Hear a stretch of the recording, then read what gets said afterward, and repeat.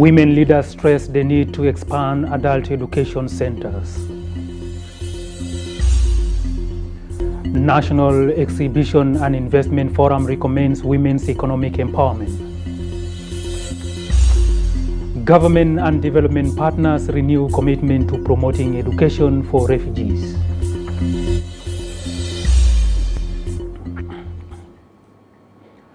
Good afternoon and welcome to SSBC News at 1. I am Duku Wilson with the news in detail. South Sudanese women leaders during the conclusion of the Women Leaders Conference have reignited their calls for increased participation in peace building, governance and national development by signing a resolution that underscores their collective commitment to shaping a more inclusive and peaceful nation. SSBC's Ayuel Ring Arop reports.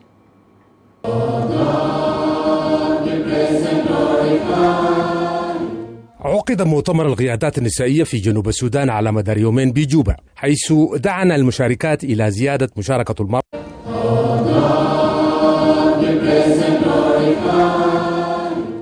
In a renewed push to address challenges to gender equity in political representation and equal opportunities in the country, participants at the conference emphasized the urgent need for full implementation of the 35% affirmative action provision as stipulated in the revitalized peace agreement, with women leaders fiercely signed a resolution that underscored their collective commitment to inclusion. Vice President and Chairperson for Service Delivery Cluster, Josephine Joseph Lago, commended the participants for their active advocacy for equal opportunities, highlighting the government's ongoing commitment to advancing girl education as a cornerstone for sustainable and transformative change.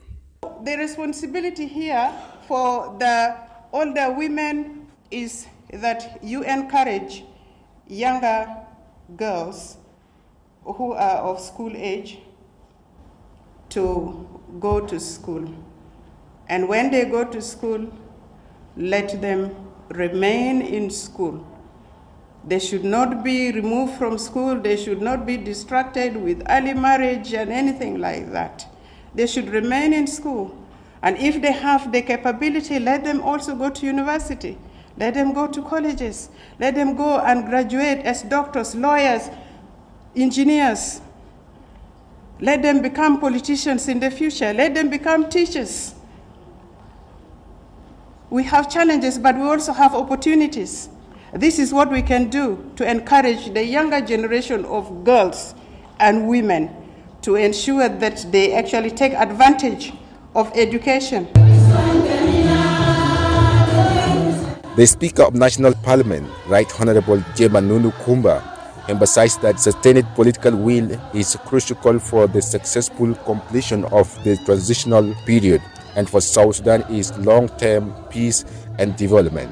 The concerns raised here by all of you about gender equality, inclusive participation, protection of women and girls' rights, and the necessity for sustained political will are critical for the successful ending of the transitional period and beyond. It is our responsibility as leaders to champion these issues, advocate for the implementation of the peace agreement, advocate for gender-sensitive policies, advocate for holding elections at the end of this transition, and ensure that the voice of women, girls, and other marginalized groups are prioritized in decision-making processes. The Minister of Parliamentary Affairs, Medina Y. Martin, reiterated that South Sudanese women have the potential to foster peace and drive development if they are granted equal opportunities. We have interacted with different stakeholders and we have gained confidence in this conference. This is the assurance that we are ready to participate and we are ready to advocate for peace, to be peace builders, to advocate for girls' education, to advocate for development in this country. It's been about peace, it's been about South Sudan, it's been about women's inclusion. That's what it should be. So what's next? That's down to you. But don't stop. keep going here in Juba and take this to the States. But for UNMISS, we'll support where IT representative concluded with a strong commitment to champion initiatives that empower women and girls. The 2 days women conference was organized by the Concerns for Women and Children, the organization of the First Lady, with support from United Nations in South Sudan. Ayurin Arok, and this is SSBC News, Juba. In a related development, participants after the Women Leaders Conference emphasized the importance of including South Sudanese women in the decision-making process as mandated by law. They also recommended expanding adult education centers to provide unprivileged women with access to education later in life. Hokgoth has the details.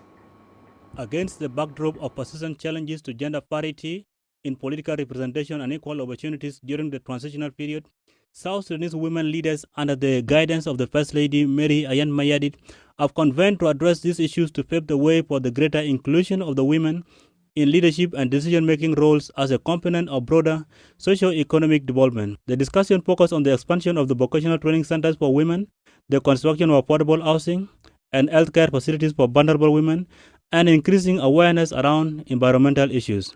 The Undersecretary in the Ministry of Gender, Child and Social Welfare, Esther Ekere Eluzai, challenged women to use the insight gained to raise awareness about the pollution and the climate change, which disproportionately affect women and children across the country. When we talk about climate change becomes a multiple trend multiplier, because already we have existing issues, existing contexts where women are very vulnerable. But when climate change comes in, it creates multiple problems to women within the communities.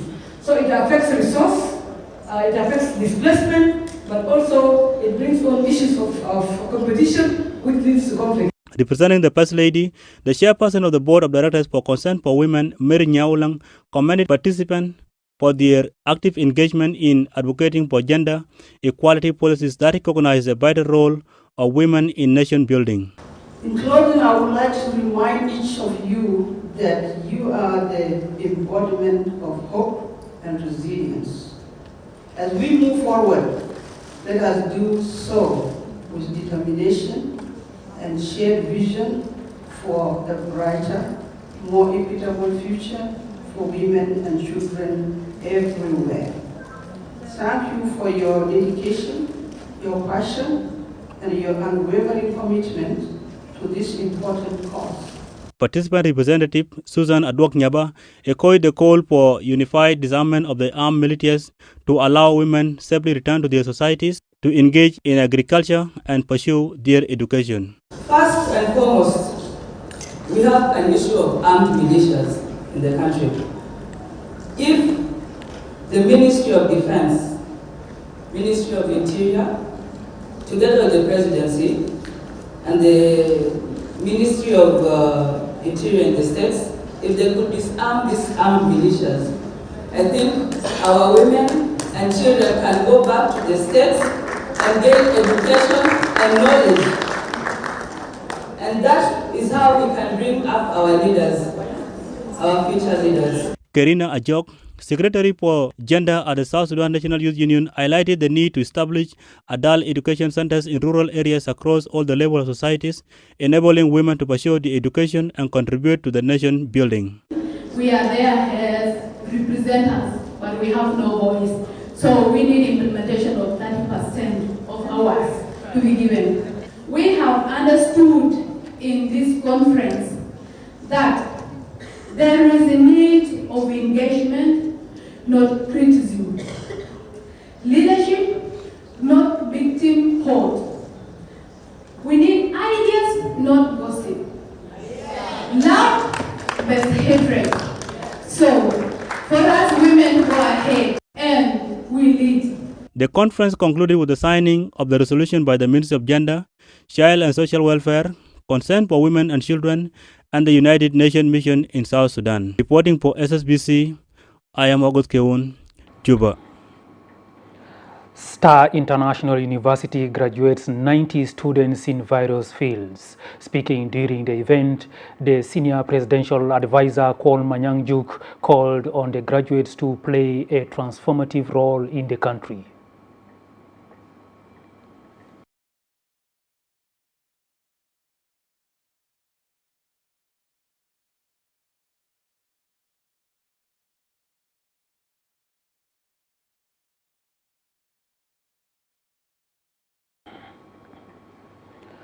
The general political and security situation in Lake State is calm and stable as the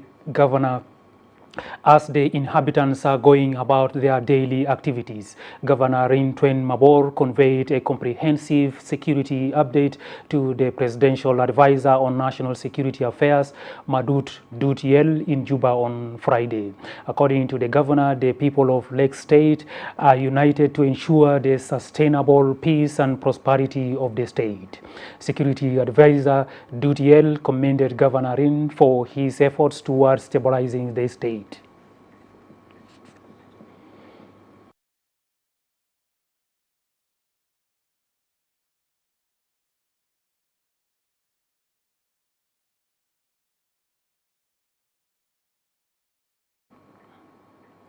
It's time to go for a quick break. Please do stay with us. We are back in a moment.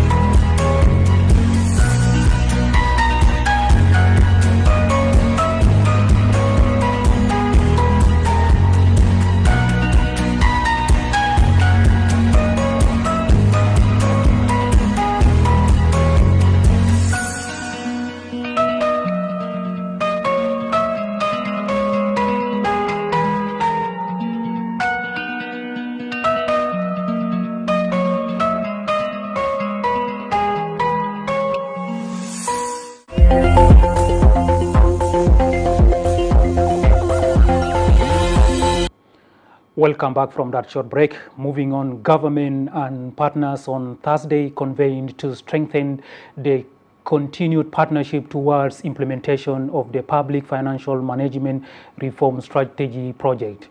The Ministry of Finance Undersecretary for Planning, Benjamin Ayali, described the project as important. This, he says, is part of the implementation of the Revitalized Peace Agreement, particularly Chapter 4, which gives the Finance Ministry responsibility to expedite a robust economy. The Public Financial Management was established in 2020 with support from development partners like the United Nations Development Programme, UNDP. UNDP is overseeing and undertaking reforms within the country's economy. Deputy Foreign Minister Akwe Bona and the Deputy Commissioner General of the South Sudan Revenue Authority, Taban Abel, as well as the Norwegian Deputy Ambassador Inger Meyer, whose country supports the public financial management reforms through UNDP, attended the meeting. We had the steering committee meeting for Public Finance Management and the Reform Strategy project. This project is very, very important because it supports the PFM reforms for the government as part of the implementation of revitalized agreement for the resolution of conflict in the Republic of South Sudan, particularly focusing on Chapter 4, which gave the Ministry of Finance and the government to implement the PFM reforms. We were supported by Norwegian government through implementation of the UNDP. And this project is very important for us as a government because we have been implementing the PFM reforms for the last 5 years, and we still wanted to continue to implement because reform is a process which is very, very important for us. And we thank the Norwegian government and the Norwegian people for their continuous support to us. Universities in South Korea and the United Arab Emirates have pledged scholarships for South Sudanese willing to pursue various professions. This followed a meeting with the Minister of Higher Education, Madut Biar, who visited South Korea recently following an invitation by the Father Lee Foundation. In a statement to the media, Minister Madut Biar says that after his mission to South Korea, he proceeded to the United Arab Emirates, where he met the president of American University, who also pledged some scholarships for South Sudanese to study in the field of medicine and agriculture, among others. The president of the two universities, one is Yangtze University, which is actually the second largest university in South Korea. They also committed themselves that they are going to give us a scholarship as soon as we are ready. And also I met Hong Kong University, which I went and gave lectures to these two universities. They are very pleased that they want to support the students from South Sudan in the field of agriculture and medicine and also education. I had also a chance to meet with the president of American University in UAE, where actually the Vice Chancellor also committed himself that they are going to offer us a scholarship. So what is important now is that the mission was very, very successful, and I and my delegation, we have really made a breakthrough from these two. The second edition of the National Exhibition and Investment Forum, organized by the Ministry of Investment in collaboration with the Better Together Association, concluded in Juba on Thursday. The forum focused on women's contributions to the national economy. Martin Justin reports.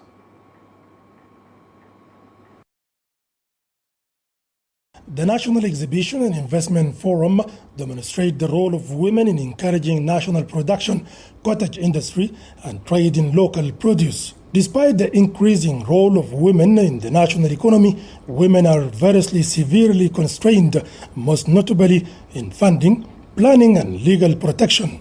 Addressing the conclusion of the forum on Thursday, the Minister of Wildlife Conservation and Tourism, Riza Zakaria Hassan, chairs women to handle the little capital they may have diligently. السياسة النقدية هي self correcting، يعني بيصلح نفسه براه، لكن بيحتاج انه الناس يلموا يدينهم كلهم عشان يتضافروا الجهود وينموا يمشوا له قدام.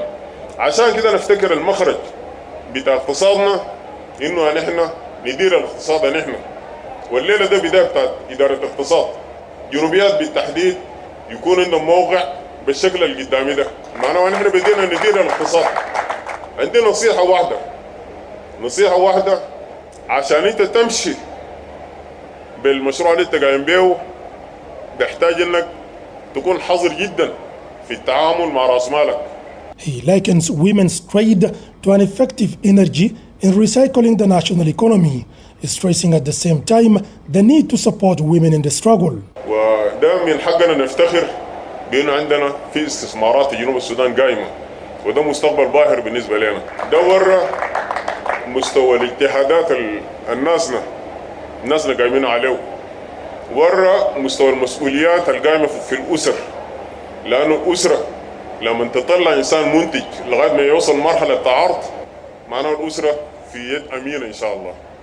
لأنه أنا متأكد بين الناس الحسي في القاعدة كل زول هسه لو لقى إيراد بسيط بدفع في رسوم مدرسة، لقيت حاجة بسيط بتجيبوها كل العيال، لقيت حاجة بسيط بتديربوه الحاجات الضروريات من مستشفى وما شابه ذلك.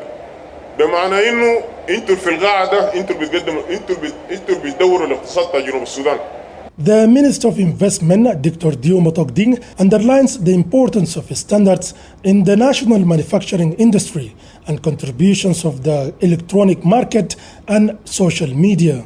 الفخر ده ما بيمشي إذا كان المرأة بالذات ما نشيطة في مجال الاقتصاد. عشان كده ضروري جدا نحن نكثف الجهود وندعم شديد القطاع النسوي بالذات في السوق في التجارة. انتوا سوق بتاعكم ما جنوب السودان فقط. أنا دايركم انتوا بالمنتجات اللي شفناه هنا ده تهتم شديد بالمواصفات عشان ما إنه تغزو السوق بتاع شرق إفريقيا. The forum chairperson, Christine Meling, praises women for toiling hard for the success of the National Exhibition and Investment Forum. يمكن هنا بنخطط بقول دارين نعمل معرض لكن بدونكم الترابيزة حتكون فاضية. عشان كده أنا داير أشكر كل زول اشترك، كل زولة اجتهدت. أنا مفتخرة بكم جدا كمرأة جنوبية للشغل اللي انتوا قاعدين تعملوه كمجموعة بيتا توجذر. احنا مشكورين خالص لدعمكم عشان انتوا جيتوا وانضميتوا معنا وبقينا كتيم واحد لأنه اليد الواحد ما بيصفي. South Sudanese are well known for their sharp appetite for foreign products. It is high time we accept our local products and apply them constructively to define our national identity. Martin Justin Paul Kose, SSBC, Juba. South Sudan and Egypt are exploring avenues to deepen bilateral cooperation. This came during a meeting between the Deputy Foreign Minister Akwe Bona Malwal and the Egyptian ambassador to South Sudan, Mohamed El Moatez. The discussion centered on strengthening cooperation between Juba and Cairo across multiple sectors. Deputy Minister Malwal emphasized the importance of enhancing Juba-Cairo ties, highlighting the pursuit of shared benefits for both countries. We tackled a lot of important issues and important files between the two countries, especially how to enhance the cooperation between the two countries in different fields. We also stressed about historical and about sisterly two countries, Egypt and South Sudan, and we will cooperate together for the benefit of the two peoples here in South Sudan. It's time to go for yet another short break. Please stay with us. We are back in a moment.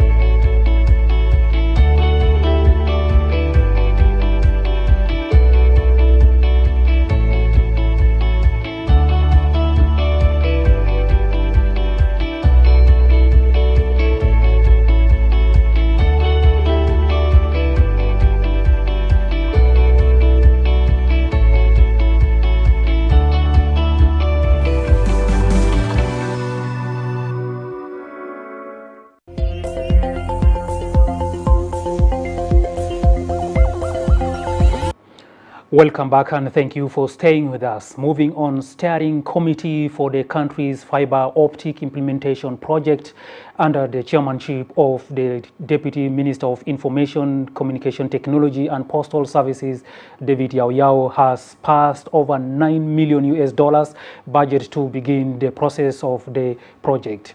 The ministry's Undersecretary for Telecommunication, Thomas Gatkos-Nyak, revealed this on Friday following lengthy discussion by the steering committee on phase 2 of the project. The project coordinator, Abraham Mach, says this would be followed by the signing of contracts with the companies and experts selected to design and lay down the country's fiber optics. A special budget is allocated out of the main budget, which is 67 million. So a budget of approximately 9.3 million is allocated for this year to make all those preparations. So we hope everything will be on track and we will be going on with the first stage of the project this year before we go to the other year. After finishing that connectivity, the project will also do with what we called last mile and also other services. The Deputy Commissioner for Refugee Affairs and the African Union laid the foundation stone for the construction of classrooms to accommodate refugee learners and the host community at Gorom Refugee Camp in Juba. The delegation also donated food and non-food items to the refugees. In a statement to SSBC, the Deputy Commissioner for Refugee Affairs, John Darby, says construction of additional classrooms will reduce overcrowding, adding that the delegation would help with stationery to facilitate learning. The representative of the African Union, Churchill Monono, says the act symbolizes the Union's commitment to addressing the problems facing refugees. It has been a comprehensive visit from the African Union. This is a symbol of solidarity that African Union is shown towards the Republic of South Sudan. This is a great solidarity and friendship for a nation like our nation, which is a new nation in the country, in the world, and a new nation in Africa, being looked at in a very positive way by the African Union. I know the situation in which you are. I have been sent here, me and my brothers and members of this delegation, to come here and see the situation and also to show some solidarity from the African Union. We have come here to show today that whenever anybody is in crisis, is in problem.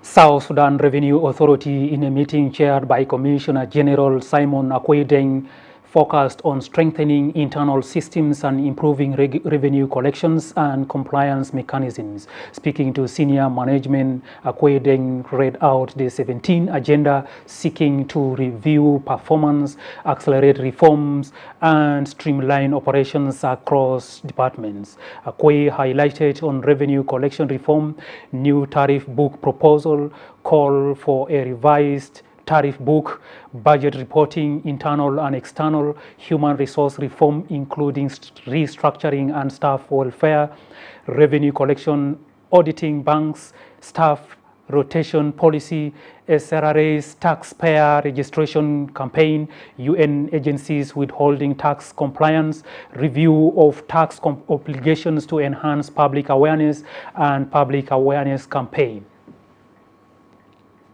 If you are a UN staff, you don't pay taxes. Because the UN deduct from your salary what is called excess fund. Excess fund is paid to General Assembly in the UN as a contribution from the Republic of South Sudan directly. So if you are a UN contracted staff, then you don't pay salaries. You pay access, which is the government of South Sudan money in that note. So we are not targeting those ones. But there are contractors who also present themselves as UN. We are talking about so many of them that are working within inside UN. They are the ones who have many staff. Most of the staff belong to the contracted companies of UN. And they are supposed to pay taxes, but they are hiding in the UN. IMDAD is one of them. IMDAD has a staff working inside UNIMIS, inside, in a VA. They are not UN. They are a UN contracted company to deliver services. So IMDAD and the staff of IMDAD are taxpayers.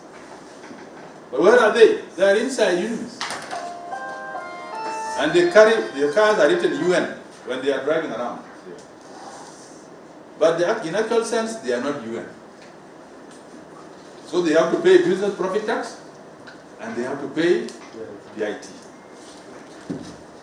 But when they come to you here outside, you will see a very big UN. And I told the Secretary General, representative here, that we need these people. When we write to you letters, we don't know them, you are the one who knows them. Can you lift the veil? You lift the veil so that we can see them. Because they are behind the curtain. Pojulu community appreciates President Kiir for entrusting Governor Rabi Mujong Emmanuel to lead Central Equatoria State. The community, led by Dr. Martin Elia Lomuro, who is also the National Minister of Cabinet Affairs, paid a courtesy call on Governor Mujong to congratulate him on winning the trust of the President. Speaking during the meeting in Juba on Friday, Governor Mujong Emmanuel stressed a commitment to working closely with the people of Central Equatoria State to address their concerns. The governor emphasized the collective efforts to foster peace, security, and development in the state.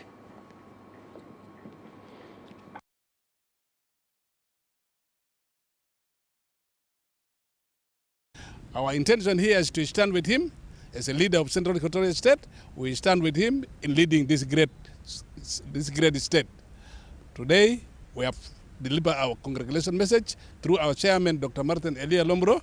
Then he delegated me as the deputy to say these few words for our coming and congratulate him for his appointment as the new governor. Governor Simon Ober Maud has officially opened a new road linking Ayai Payam Awil South County headquarters. The 15-kilometer road connects Ayai Payam with Malek and Alel in Awil South County. Governor Maud emphasized the road's transformative potential.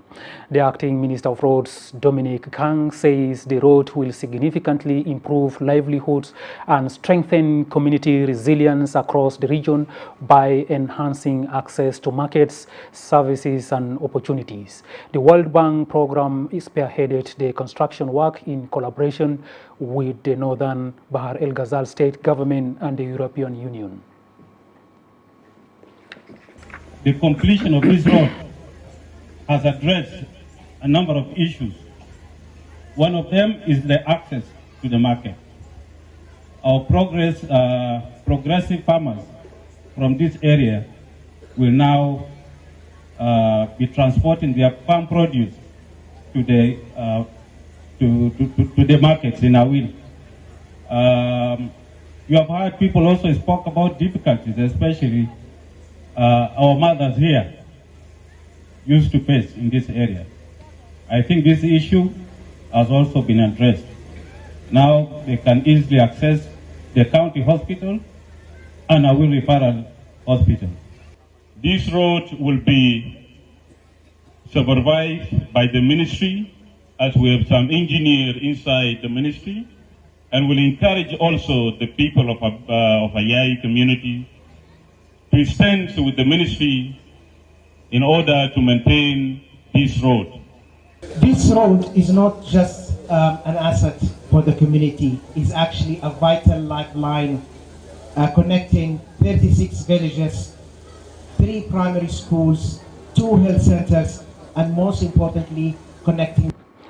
Reverting attention to immigration matters, the Department of Immigration has raised concerns over the growing number of foreigners illegally residing in South Sudan, claiming it's a potential security threat. Following a meeting of the immigration officials in Juba, the Director General of the Directorate of Nationality, Civil Registry, Passports and Immigration, Major General Elia Costa Faustino, warned that foreign nationals using refugee cards to run businesses and overstaying their visas are violating immigration laws, stating stricter enforcement measures to curb illegal stays. I have a meeting with the old chief of the immigration stations within Juba town, how they can work, especially with the foreigners who are here in the Republic of South Sudan. So he received some complaint that their behavior is not good with them. So I managed to call them so that to tell them that how they can work, and then they can implement the rule of law according to the law of the immigration. They raised their concern also about the foreigners who are here. Some of them doesn't want to come and renew their documents. Some of them are complaining that they are refugees, but they are working in the market.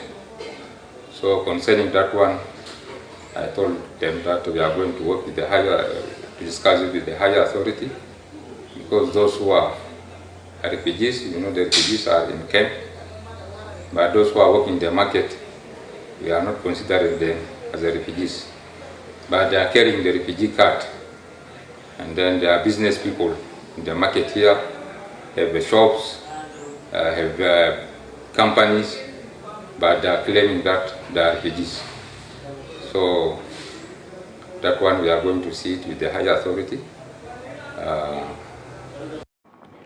The South Sudan Volleyball Federation in its first General Assembly elects members from the 10 states and 3 administrative areas.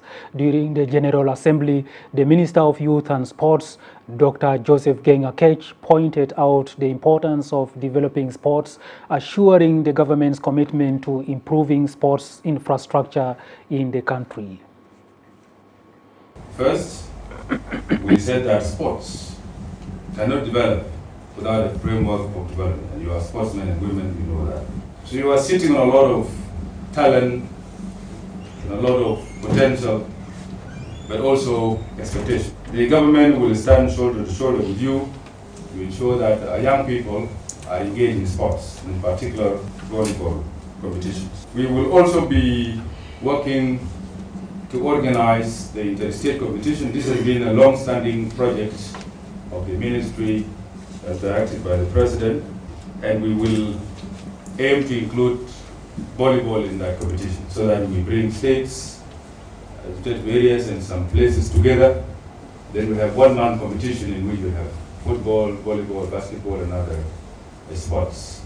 The strategic plan signifies not only the aspirations and vision of the South Sudan Volleyball Federation for the coming 2 years. The recognition of the government of the Republic of South Sudan to sports as a transformative power in promoting peace, unity and economic development.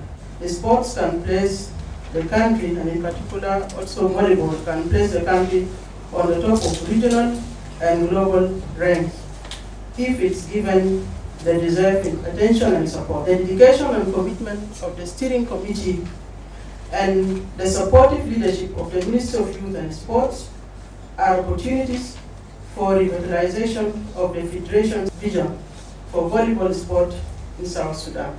I am sure it's going to go smooth, and of course, you are going to endorse your representative, which will lead her. Volleyball is going to be next for as our basketball did good performance in the World Cup and Olympic. And that's all we have in this afternoon's bulletin. From me, Duku Wilson, and the rest of my colleagues here at SSBC, we thank you for watching. Good afternoon.